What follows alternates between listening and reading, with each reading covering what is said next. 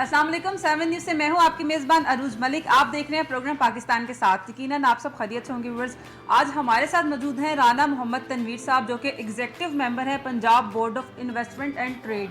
हम उनसे जानने की कोशिश करेंगे कि अभी जो पंजाब में सरमायाकारी का जो माहौल है वो क्या है, 2026 में उसमें क्या बेहतरी आने जा रही है, और पंजाब के वो कौन से शोबे हैं जिसमें गैर मुल्की सरमायाकारी जो है वो हो सकती है। तो चलते हैं राना साहब की तरफ। अस्सलाम वालेकुम। वालेकुम सलाम। Thank you very much. अल्हम्दुलिल्लाह बिल्कुल ठीक ठाक।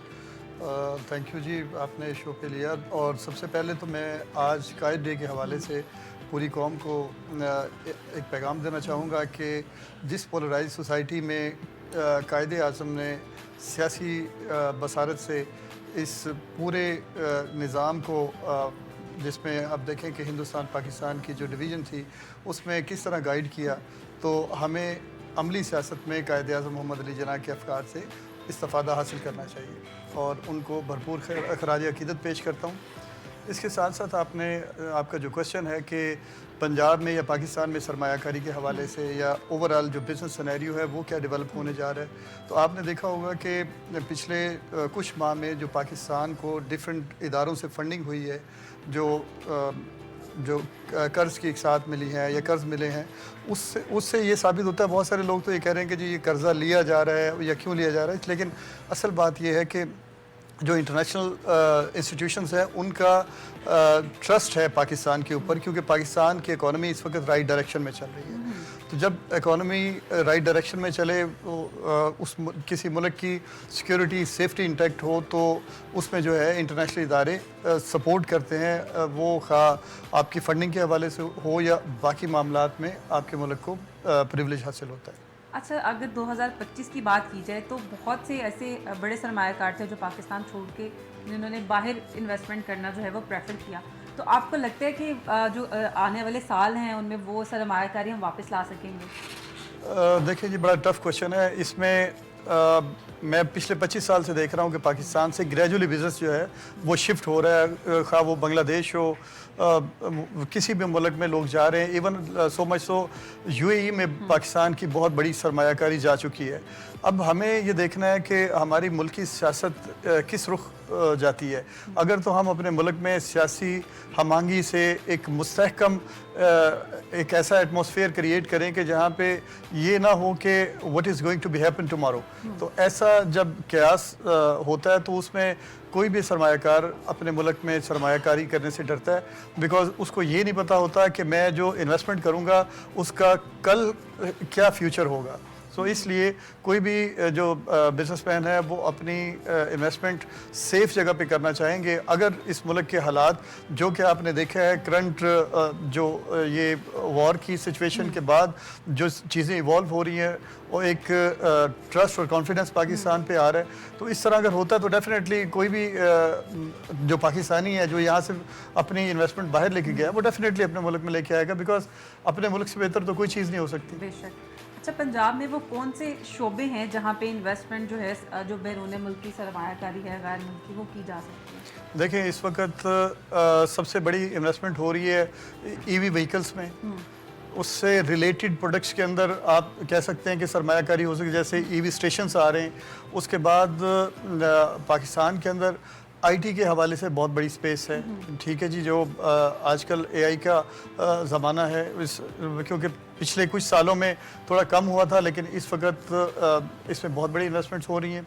उसके साथ हमारी डिफरेंट प्रोडक्ट्स और हैं जो जैसे कह लें कि टेक्सटाइल्स हैं, लेदर, फुटबॉल, ये इस किस्म की प्रोडक्ट्स हैं जो पाकिस्तान से बहुत बड़ी तादाद में एक्सपोर्ट हो सकती हैं, हो रही थी, लेकिन कुछ अरसे से इसमें भी डिप आया है। तो यही कोशिश करनी चाहिए, जैसा कि मैं खुद भी कोशिश करता हूँ as a CEO of world trade developer जो हमारी कंपनी है, कि हम दुनिया के मुख्तलिफ मुल्कों में मेड इन पाकिस्तान को प्रमोट करें। और ये मैं पिछले काफ़ी सालों से काविश कर रहा हूँ, और आप भी देखती आ रही हैं कि डिफरेंट मीडिया से कि हम कोशिश करते हैं कि पाकिस्तानी मसनूआत को आलमी मंडियों तक लेके जाया जा सके और पाकिस्तान में ज़र मुबादला आ सके। अच्छा, आपने एक्सपोर्ट की बात की है, तो पाकिस्तानी एक्सपोर्टर को कौन से बड़े चैलेंजेस का सामना है और काबू कैसे पाया जा सकता है? जी, बड़ा अच्छा क्वेश्चन है। मुझे लगता नहीं था कि आप ये क्वेश्चन करेंगे, बिकॉज ये बड़ा डीप क्वेश्चन है कि ये एक्सपोर्टर ही समझ सकता है कि उसको एवरी डे क्या मुश्किलात हैं। नंबर वन तो आप देखें स्टार्टिंग फ्रॉम हमारे यहाँ जो निज़ाम है कस्टम क्लियरेंस का, वो अभी तक वही पुराना निज़ाम चला आ रहा है। इवन कंप्यूटराइज हो गया सिस्टम, ऑनलाइन हो गया, लेकिन स्टिल आपको ई फॉर्म या आई फॉर्म के लिए आपको पेमेंट्स का रेमिटेंस शो करनी है। उसके बाद और बहुत सारी मुश्किलात हैं कस्टम क्लियरेंस से लेके, और जो इदारों में लोग बैठे हुए हैं वो स्लो डाउन करते हैं प्रोसेस को। तो आप अगर बेहतरी लाई जा सकती है, देखिए हमें दुनिया का जो लेटेस्ट निज़ाम है उसको फॉलो करना है। आप अपना कार्गो अपने ऑफिस में बैठ के क्लियर करा सकते हैं हम, लेकिन जिस तरह पाकिस्तान में बहुत ज़्यादा उस एक चीज़ के ऊपर टीम होती है लेकिन परफॉर्मेंस ज़ीरो होती है। तो बहुत सारे चैलेंजेस हैं पाकिस्तान में बैठे हुए इंपोर्टर या एक्सपोर्टर के लिए कि वो अपनी प्रोडक्ट्स को एक्सपोर्ट कर सकते हैं। इसको इजी करने की ज़रूरत है। ईज़ ऑफ डूइंग बिजनेस यहाँ पे होगा तो वहाँ पे बिजनेस फ्लोरिश होता है। अच्छा, कनाडा में जो 2026 में एक्सपो होने जा रही है, तो क्या पाकिस्तान की जो तजारती शिनाख्त है उसमें क्या मददगार साबित होगी? क्या ऐसी एक्सपोज होनी चाहिए और पार्टिसिपेट करना चाहिए पाकिस्तान को? जी डेफिनेटली। हम पाकिस्तान में पाकिस्तान की प्रोडक्ट्स को न सिर्फ कनाडा बल्कि America, Australia, Japan, even last month हम लोग जापान में हमारा डेलीगेशन गया था, और कोशिश यही है कि हम पाकिस्तानी मेजर जो इंडस्ट्री है उनको वहाँ पे प्रमोट करें। और इस सिलसिले में पाकिस्तानी हाई कमीशन से भी रिक्वेस्ट की हुई है कि वो अपना पवेलियन बनाएं, और एट द सेम टाइम यहाँ पे chamber of commerce, ministry of industries, ministry of commerce, तमाम को हमने ऑन बोर्ड लिया हुआ है। अगर पाकिस्तान के रियल एक्सपोर्टर्स वहाँ पे पार्टिसिपेट करते हैं तो ये एक काबिश है। और डेफिनेटली जब वो कहते हैं जो दिखता है वो बिकता है। जब आप किसी जगह पे अपनी प्रोडक्ट्स को प्रमोट करेंगे, किसी को पता चलेगा, तो डेफिनेटली वो जो है ना आप आलमी मंडियों में अपनी प्रोडक्ट्स को सेल करने के काबिल होंगे। अच्छा, राना मोहम्मद तनवीर का एग्जीक्यूटिव मेंबर होने की हैसियत से Punjab board of investment and trade में क्या किरदार अदा कर रहे हैं? देखिए जी, मैं पिछले काफ़ी सालों से मैं इंडिविजुअली भी और मेरी जो अपनी कंपनी है वर्ल्ड ट्रेड डेवलपर्स, हम ट्रेड डेवलपमेंट के हवाले से ही काम कर रहे हैं और दुनिया की मुख्तलिफ गवर्नमेंट के साथ मिलकर काम करते हैं। और अब पाकिस्तान जो पंजाब गवर्नमेंट की तरफ से एक ये ज़िम्मेदारी दी है, तो इंशाअल्लाह ताला आप देखेंगे कि हम दुनिया के हर कोने में कोशिश करेंगे कि पाकिस्तान की जो बेसिक प्रोडक्ट्स हैं उनको प्रमोट कर सकें और पाकिस्तान में ज़्यादा से ज़्यादा इन्वेस्टमेंट और बिजनेस ला सकें। अच्छा, आप क्या फोर्स ही कर रहे हैं कि पाकिस्तान के मौशी जो हालात हैं वो कब तक बेहतर होते आपको नज़र आ रहे हैं? देखें जी, ये आप बिल्कुल क्लियरली लिख लें कहीं पे, जब तक हम स्मॉल मीडियम इंटरप्राइजेस पे काम नहीं करेंगे पाकिस्तान के इंटरनल जो ये इकोनॉमिकल हालात हैं ये ठीक नहीं हो सकेंगे। जो बड़ी इंडस्ट्रीज़ में से जो सबसे बड़ी इंडस्ट्री है वो टूरिज़म की इंडस्ट्री। मैं बहुत जिक्र करता हूँ टूरिज़म का, लेकिन आई डोंट नो कि पाकिस्तान पे टूरिज़म इंडस्ट्री क्या कर रही है क्या नहीं कर रही, मुझे इस चीज़ का एग्जैक्टली आइडिया नहीं, because I can't see anything from them. अब टूरिज़म इंडस्ट्री जो है वो डायरेक्ट इन्वेस्टमेंट होती है किसी मुल्क में। जब जितने टूरिस्ट आते हैं वो आपके मुल्क में स्पेंडिंग करते हैं, अब बहुत सारी इन्वेस्टमेंट्स होती है, आके देखते हैं, इंफ्रास्ट्रक्चर देखते हैं, बिजनेस के हवाले से वो इंफॉर्मेशन लेते हैं। लेकिन पाकिस्तान में सिक्योरिटी और सेफ्टी को इंटैक्ट करें, टूरिज़म को लेके आएँ, आपका स्मॉल मीडियम इंटरप्राइजेज जो है वो फ्लोरिश होना शुरू हो जाएंगी, और स्मॉल मीडियम इंटरप्राइजेज के फ्लोरिश होने से जॉब क्रिएशन होगी, और जॉब क्रिएशन के बाद मुल्क के अंदर एक समझ लें कि खुशहाली आएगी। हमारे पास कितने टाइकॉन्स हैं, आप फिंगर टिप्स पे गिन सकते हैं, आप कितने 10, 15, 20 होंगे, हार्डली को 100 होंगे, लेकिन हमें 24-25 करोड़ आवाम के लिए हर घर में इंडस्ट्री चाहिए, हमें हर घर में रोज़गार चाहिए। तो वो कोई भी हुकूमत रोज़गार प्रोवाइड नहीं कर सकती, हमें रोज़गार खुद जनरेट करना होता है। अब मुझे अगर कोई कहे कि मैं सरकारी कोई जॉब करूंगा या कुछ ऐसा करूंगा, तो मैंने कभी सोचा भी नहीं। क्योंकि आप जो बिज़नेस करते हैं, हुकूमत 24-25 करोड़ आवाम को जॉब्स नहीं दे सकती, इसीलिए वो ब्रेन ड्रेन की बात हो रही है, लोग बाहर के मुल्कों में जा रहे हैं। और अगर हमने इस सारे सिस्टम को स्टॉप करना है तो हमें स्मॉल मीडियम इंटरप्राइजेस को फ्लोरिश करना है और लोकल बिजनेसेस को प्रमोट करना है। अच्छा, जैसे आपने कहा कि लोग बाहर जा रहे हैं, लेकिन वो कौन सी कंपनीज हैं जो पंजाब में या पाकिस्तान में इन्वेस्टमेंट के लिए, सरमायाकारी के लिए इंटरेस्टेड हैं? देखें, चाइना से एवरीडे इन्वेस्टमेंट के हवाले से डेलीगेशंस आ रहे हैं और जो हमारे माइन एंड मिनरल्स के हवाले से बहुत इंटरेस्ट है डिफरेंट कंट्रीज से। उसके साथ साथ हमारी टेक्सटाइल मसनूआत हैं, फिर हमारी एग्रीकल्चर प्रोडक्ट्स हैं जिसमें फ्रूट्स, वेजिटेबल और काफ़ी चीज़ें हैं। कुछ फ्रूट्स एंड वेजिटेबल्स तो ऐसे हैं कि जिनमें हमारी समझ लें कि सब कॉन्टिनेंट में उजारादारी है, वो बहुत पॉपुलर हैं। हमारा मैंगो देख लें, ठीक है, ऑरेंजेस देख लें, इसी तरीके से और काफ़ी चीज़ें हैं। मैंने अभी रिसेंटली डिस्कवर किया है कि पाकिस्तानी जामुन की रसाई जो है इंटरनेशनल मार्केट में है और बड़े अच्छे लेवल पे, बड़ी अच्छी प्राइस में सेल हो रहे हैं। अच्छा, अगर हम फूड आइटम्स जो हैं एक्सपोर्ट करते हैं तो वो पाकिस्तानियों के लिए महंगी कर दी जाती हैं, ऐसा क्यों है?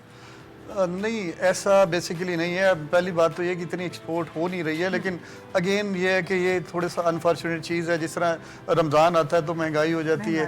हम पाकिस्तानियों को सोचना है कि सबसे पहले आज हर बंदा नून लीग, काफ लीग, पीपल्स पार्टी और जमातों में तो बटा हुआ है, लेकिन अपनी जो शनाख्त है वो बीइंग पाकिस्तानी भूलते जा रहे हैं। मुझे ये देखना है कि मेरा पाकिस्तान मेरे किसी एक्ट से सफ़र तो नहीं करेगा, मेरे पाकिस्तान पे कोई ऐसा स्टेन तो नहीं आएगा कि जिसकी वजह से लगे कि यार मेरे मुल्क के ऊपर कोई बदनामी का वो तो नहीं बनेगा बाइस। तो इसलिए हमें सबसे पहले सोचना है कि अब फॉर एग्जांपल अगर ऑरेंज एक्सपोर्ट होता है तो इट डजंट मीन कि हम लोकल मार्केट के अंदर उसको महंगा कर दें। तो ये ऐसा नहीं है, लेकिन अगर जिस सीज़न में बहुत ज़्यादा एक्सपोर्ट होगा तो शॉर्टेज होगी तो महंगाई होगी। लेकिन उसके ऊपर मैंने देखा है पंजाब गवर्नमेंट में इस वक्त जो प्राइस कंट्रोल कमेटियां हैं, प्राइस के हवाले से मैं, क्योंकि थोड़ी बहुत मेरी पब्लिक में प्रेजेंस है, तो मैंने देखा है कि मुख्तलिफ जगहों पे जहाँ पे रेट्स ज़्यादा होते हैं वहाँ पे रेट्स होती हैं, उनकी FIR'ें हो रही हैं। तो इससे भी इस वक्त मुझे लगता है कि पाकिस्तान के अंदर और स्पेशली पंजाब के अंदर थोड़ा ठहराव आएगा कि जो मार्केट प्राइस है उससे तजावुज़ ना किया जाए। अच्छा, आपको क्या लगता है, क्या आप फोर्सी करें कि आगे भी हमें IMF से कर्जे लेने की ज़रूरत पड़ेगी? देखिए, IMF से तो आपको कर्जा लेने की ज़रूरत इसलिए पड़ती है कि जब आपने इंटरनेशनल इदारों के साथ डील करना है तो IMF एक समझ लें कि उनको सबको मॉनिटर कर रही होती है। तो अगर IMF का आपके ऊपर ट्रस्ट होगा तो बाकी इदारे भी आपको फ़ंड करते हैं। और अल्लाह करे कि इस मुल्क में वो हालात बन जाएं कि हम IMF क्या किसी भी इदारे से बोरिंग ना करें, लेकिन इसके लिए आपको एक कौम बन के आगे बढ़ना है। और आज कायद डे के हवाले से कायद आज़म के जो अफकार हैं, हम अगर उन पे थोड़ा सा भी अमल कर लें तो आई बिलीव कि हम इस सारे सिनेरियो से निकल सकते हैं, इस मुश्किलात से निकल सकते हैं। अच्छा, क्या इकोनॉमी बेहतर करने के लिए सिर्फ महंगाई कर देना या टैक्सेस ज़्यादा कर देना वही एक हल है? नहीं। देखिए, मैंने अगेन आपसे पहले भी आपको बताया कि साउथ कोरिया की मिसाल ले लें, हमसे बाद में आज़ाद हुए, और उसके बाद आप गल्फ़ की मिसाल ले लें कि जहाँ पे सिक्योरिटी इंटैक्ट हो जाती है वहाँ पे जो बिजनेसेस हैं वो फ्लोरिश होना शुरू होते हैं। तो टैक्सेस तो मेरा ख्याल है टैक्सेस की वजह से आप मुल्क की इकोनॉमी को ठीक नहीं कर सकते। लेकिन अगेन ये एक बड़ी जिसे कह लें कि अजीब सी बात है कि हमारे मुल्क में 24 करोड़ अवाम में टैक्स दहिंदा कितने हैं और ना दहिंदा कितने हैं। बहुत सारे मेरे ऐसे नॉलेज में है कि बहुत बड़े बड़े बिजनेसमैन हैं, उनका NTN भी नहीं। तो आप सोचें कि अगर हम, क्या चेक एंड बैलेंस नहीं है उन पे कुछ, क्योंकि पंजाब गवर्नमेंट इतना काम कर रही है तो क्या कर रही है? देखिए, जहाँ पे लॉ होता है लॉ ब्रेकर्स भी वहाँ पे अपने रास्ते बना लेते हैं। तो ये ऐसा ही है कि आप किसी भी कानून को उसको एक्सप्लॉइट करके और उसमें से अपना बेनिफिट निकाल लेते हैं। तो अगेन लेकिन डेफिनेटली काम हो रहा है और आई बिलीव होना चाहिए। अच्छा, ओवरसीज़ पाकिस्तानियों और गैर मुल्की कंपनियों को पंजाब इन्वेस्टमेंट बोर्ड जो है वो क्या मौक़े फराहम कर रहा है सरमायाकारी के? देखिए, ये बड़ा अच्छा क्वेश्चन है। सबसे पहले तो under the leadership of current government, secondly Chaudhary Shafi Hussain साहब, वो 24/7 अवेलेबल हैं। कोई भी इंटरनेशनल इन्वेस्टमेंट के हवाले से उनसे कोई मिलना चाहे, उनसे वो मामला डिस्कस करना चाहे कि जहाँ पे उनकी इन्वेस्टमेंट सेफ एंड सिक्योर हो, तो वो मैंने देखा है 24/7 लोगों से मिल रहे हैं और बड़े वाइब्रेंट तरीके से इस मिनिस्ट्री को चला रहे हैं। जो मेरे नॉलेज में पहली दफ़ा ऐसा हुआ है, तमाम चैम्बर ऑफ कॉमर्स को ऑन बोर्ड लेके वो हर मीटिंग अटेंड करते हैं, एक पूरी टीम के साथ मूव कर रहे हैं। सेकेंडली इंटरनेशनल कॉन्फ्रेंसेस, खा वो जूम पे हों, खा वो पर्सनली, अभी उन्होंने चाइना के दो से तीन ट्रिप किए हैं और चाइनीज़ इन्वेस्टमेंट के हवाले से बड़ा काम कर रहे हैं। और एट द सेम टाइम जो डिफरेंट कंट्रीज से इन्वेस्टमेंट्स आ रही हैं, जैसे कनाडा हो गया, कनाडा के जो हाई कमीशन है उनके साथ ऑन बोर्ड हैं, वो इंपोर्ट और एक्सपोर्ट बायलैटरल ट्रेड के ऊपर बड़ा काम कर रहे हैं। और सबसे बड़ी बात है कि जो इंडस्ट्रियल जोन्स बने हुए थे, इंडस्ट्रियल फ्री जोन या जिस तरह भी थे, ये अपना इकोनॉमिक फ्री जोन से, उनके ऊपर बड़ा काम करें कि जो लोगों ने वहाँ पे रियल एस्टेट के हवाले से प्लॉट लेके और छोड़े हुए थे, और जैसे ही रेट्स बढ़, क्योंकि सब्सिडाइज रेट पे लेते थे प्लॉट और उसके बाद उसको सेल करके या उसको रख लेते थे, बेनिफिट लेते थे, इंडस्ट्री नहीं लगाते थे। वो ब्लॉकेज था एक उस इंडस्ट्रियलिस्ट के लिए कि जो रियली इंडस्ट्री को लगाना चाहता था। तो उन्होंने क्या है, वो सब प्लॉट कैंसिल किए। लोगों जो रियल बिजनेस कम्युनिटी के लोग हैं उनको सपोर्ट करने के लिए आप देखें कि मेरे ख्याल से 10 इकोनॉमिक फ्री जोन बने डिफरेंट शहरों में। तो बड़ा फोकस करके और बड़ा शानदार काम कर रहे हैं, एक टीम डेवलप कर रहे हैं। और आप देखेंगे कि board of investment and trade के अंदर बहुत काम होगा इंशाल्लाह ताला। अच्छा, आपने कनाडा एक्सपो की बात की है, तो अगर मेजोरिटी देखी जाए तो उसको सिर्फ ये होता है कि हमारा कनाडा का वीज़ा लग जाए, तो चेक इन बैलेंस कैसे आप कर रहे हैं? देखिए, ये वैसे कनाडा, अमेरिका या जितने भी वेस्टर्न कंट्रीज़ हैं जो उनका वीज़ा इट्सल्फ एक मैटर करता है। और visa is necessary component for the participation. तो हमें ये देखना होता है कि हम ज़्यादा से ज़्यादा ये फोरकास्ट करते हैं कि इस कंपनी की वैल्यू क्या है, ये किस तरह काम कर रही है पाकिस्तान में या अक्रॉस द वर्ल्ड। हमारे एक्सपो में सिर्फ पाकिस्तान से लोग नहीं आते, पूरी दुनिया से आते हैं। तो हम देख सकते हैं, उसके बाद हर किस्म की गारंटी श्योरिटी करने के बाद हम उनको सपोर्ट करते हैं कि वो आएँ हमारे इवेंट में और आके वहाँ जो है ना अपनी प्रोडक्ट्स को डिस्प्ले करें और वहाँ से बिजनेस गेन करें। अच्छा, वो नौजवान जो बैनुल अक़वामी तजारत में आना चाहते हैं, उन्हें आप क्या मशवरा देंगे? हाँ जी, वो मैं उनको यही मशवरा दूंगा कि एक तो ये है कि रिसर्च के ऊपर काम करें, सिर्फ फेक न्यूज़ के ऊपर काम ना करें। मैं देखता हूँ कि नौजवान ज़्यादातर वो इंस्पायर होते हैं कि उन्होंने सोशल मीडिया पे कोई पोस्ट देखी है, उसी के पीछे जो है ना चल पड़ते हैं। और इस मुल्क के अंदर तो फेक न्यूज़ के एक समझ लें कि बहरान है। हम जो रियल न्यूज़ है उसकी पब्लिकेशन हो ही नहीं रही। आप देखें कि आपके प्रोग्राम के अंदर अगर किसी एक पॉलिटिशियन की या एक स्कैम की आप फ़ोटो लगा दें तो वो बहुत ज़्यादा हिट हो जाएगा। और रियल अगर बिज़नेस के ऊपर आप काम कर रहे हैं या किसी और चीज़ के ऊपर, तो वो एक ड्राई सब्जेक्ट बन के और उसके ऊपर उतने व्यूज़ ही नहीं आएंगे। तो इसलिए यंगस्टर्स को मैं मशवरा दूंगा कि इस वक्त this is the right time. आप जो इस वक्त टेक्नोलॉजी को यूज़ करके आप बहुत बिजनेस गेन कर सकते हैं। अपने आप को इंटरनेशनल कंट्रीज़ में रजिस्टर्ड करें। स्पेशली ये जो आपकी आईटी के हवाले से मेरे छोटे मैंने देखा है कि बच्चे हैं जो स्टूडेंट्स हैं बहुत अच्छा कारोबार कर रहे हैं और बाहर से उनके अकाउंट्स में पैसे आ रहे हैं।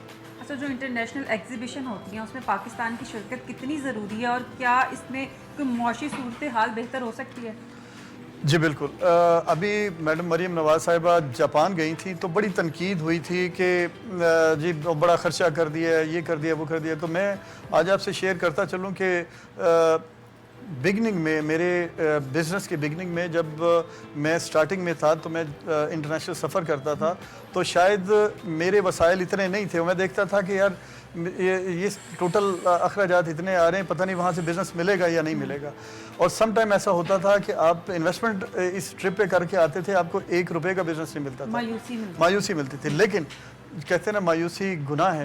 तो मैंने हिम्मत नहीं आ रही और मेरे ख्याल से हाफ ऑफ द वर्ल्ड मैंने ट्रैवल किया है। और अल्हम्दुलिल्लाह इस ट्रैवलिंग के बाद मैंने बिजनेस भी गेन किया और एट द सेम टाइम हमारे मुल्क से ना सिर्फ हमारे वज़ीर आला, हमारे सदूर अगर बाहर के मुल्कों में जाएंगे पाकिस्तान की को पहचान मिलेगी। पाकिस्तान के साथ जो डेलीगेट्स जाते हैं उनके डिफरेंट आइडियाज़ होते हैं। देखें, ऐसा नहीं है कि जो मैं सोच रहा हूँ आप भी वही सोचें।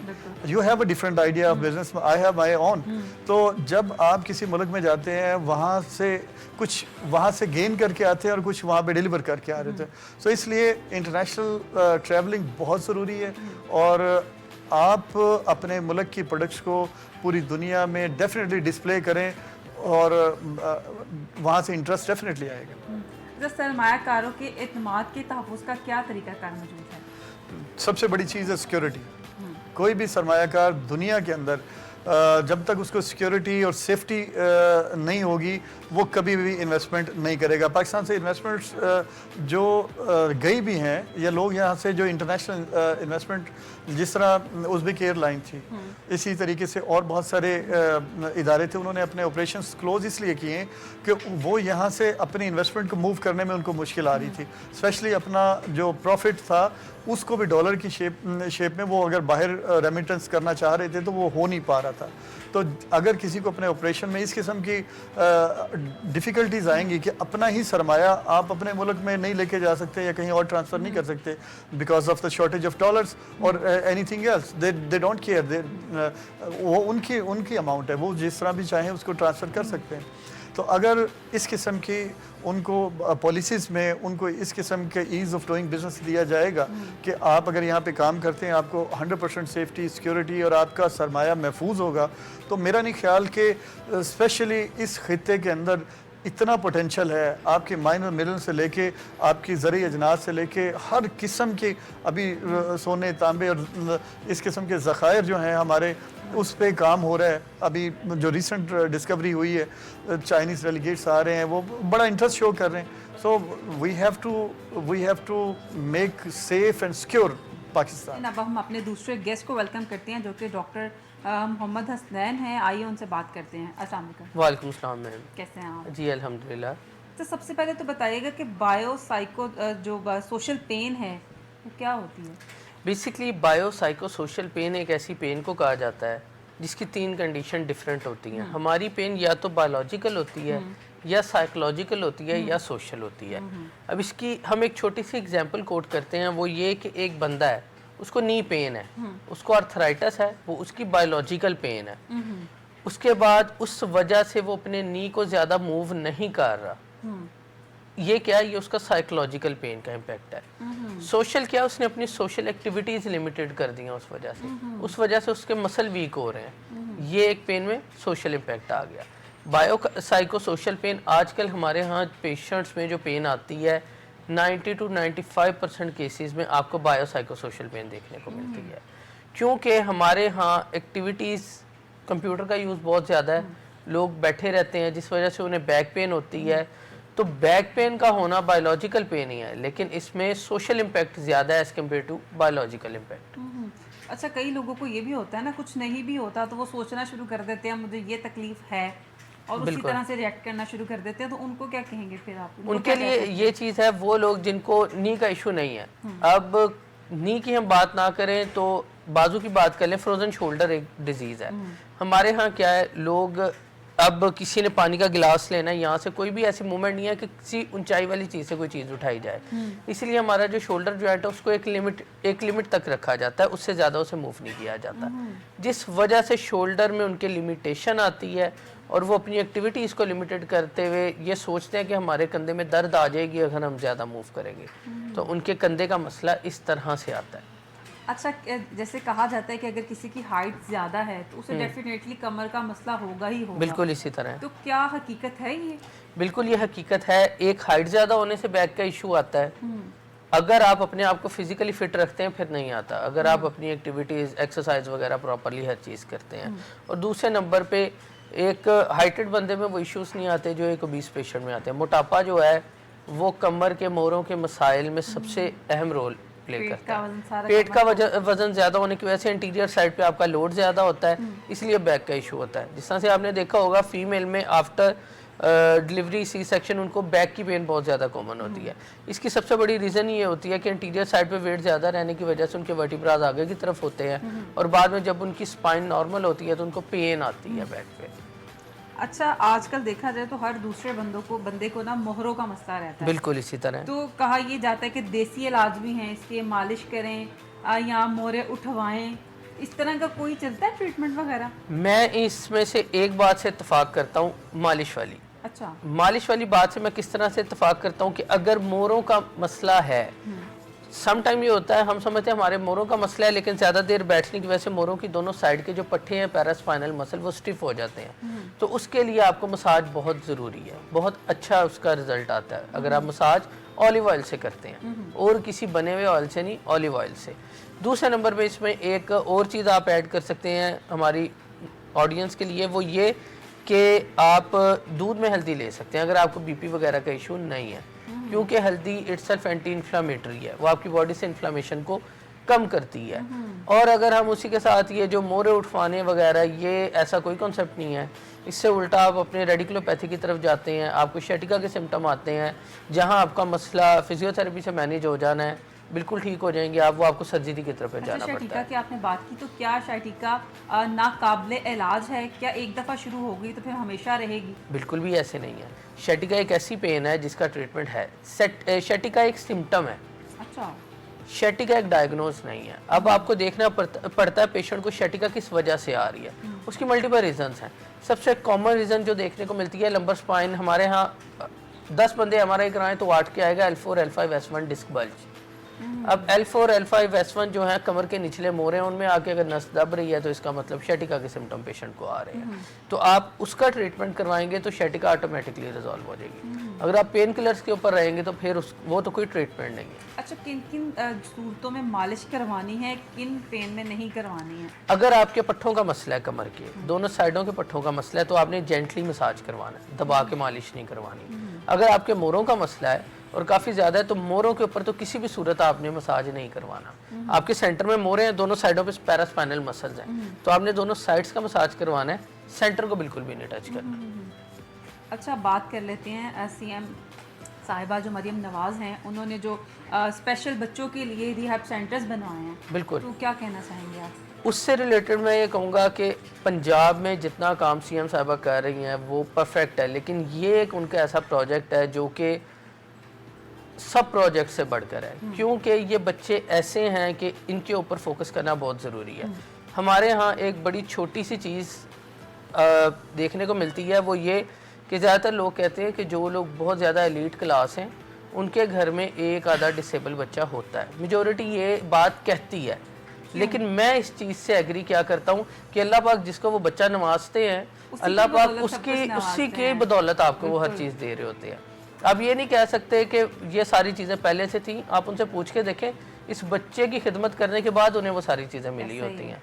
और जब आप देखें इतने सारे उन बच्चों की खिदमत होगी तो फिर क्या उसका रिजल्ट निकलेगा। और दूसरे नंबर पे अगर हम देखें तो आप ये कहना चाह रहे हैं कि वो अपने उसके लिए लॉन्ग टर्म के लिए उन्होंने ये खिदमत जो है शुरू बिल्कुल, ये जो लोग इस प्रोजेक्ट में शामिल हैं उन्होंने अपनी दुनिया और आखिरत हर चीज़ के लिए बेहतरी की है। अब उसमें किस तरह से हम देखें, इन बच्चों के लिए speech therapy, occupational therapy, behaviour therapy, physical therapy, ये सब थेरेपीज बहुत ज़रूरी होती हैं। अब इन थेरेपीज़ के ऊपर अगर हम बात करें तो इनके ट्रीटमेंट बहुत कम सेंटर्स थे जो कि वेलफेयर पे काम कर रहे थे। मेजॉरिटी सेंटर्स जो हैं वो प्राइवेट थे और उनके चार्जेस इतने ज़्यादा थे कि पेरेंट्स बच्चों का ट्रीटमेंट नहीं करवाते थे, जिस वजह से बच्चे और डिसेबिलिटी की तरफ जाते थे। ये डिसेबल नहीं होते, ये डिफरेंटेबल बच्चे होते हैं। इनको अल्लाह पाक एक तरफ से अगर कम रखा होता है तो और बड़ी चीज़ों में हमसे भी ज़्यादा होते हैं। इन बच्चों को अगर आप देखें इंटेलिजेंट बहुत ज़्यादा होते हैं, ये हर चीज़ को पिक करते हैं। तो बहुत सी चीज़ें हैं जो आप इनके अंदर रहते हुए देख सकते हैं कि ये क्या करते हैं। उसके साथ अगर हम बात करें प्राइवेट अगर इसका ट्रीटमेंट करवाएं तो बहुत एक्सपेंसिव पड़ता है, जिस वजह से पेरेंट्स इलाज नहीं करवाते तो बच्चे ख़राब हो जाते हैं। अब क्या है, इन सेंटर्स की वजह से हर बच्चे का, जिसको ऑटिज़म है, जिसको डाउन सिंड्रोम है, जिसको सेरेब्रल पाल्सी है, जिसको डेवलपमेंटल डिले है, उन सब बच्चों के ट्रीटमेंट्स फ्री ऑफ कॉस्ट हो सकते हैं। इस तरह ये से सेंटर्स कहाँ पे हैं? ये सेंटर डिफरेंट जगह पे बनाए। अभी इन्होंने लाहौर से इसका स्टार्ट लिया है, जिसमें अभी बच्चों को इनरोल किया जा रहा है जो स्पेशल बच्चे हैं। अब इसके अंदर मैं एक और चीज़ मेंशन करता चलूँ कि वो बच्चे जो बहुत कम हैं जिनमें डिसेबिलिटी के साइन, तो मैं उनके पेरेंट्स को सुजेस्ट करूंगा वो अपने बच्चों पे पर्सनली खुद फोकस करें, ना कि हर चीज़ दूसरों पे डाल दें कि हर मसलन किस तरह के साइन हैं? अगर उनका Autism बच्चा वगैरह है? सोशलाइज होने से डर रहा है, किसी से बात नहीं कर रहा, खाने में तंग कर रहा है और मतलब पेरेंट्स ओवर थिंकिंग करता है, ये जो आप देख सकते हैं ऑटिज्म के बच्चे होते हैं उनमें इस किस्म के सिम्टम आते हैं, ठीक है।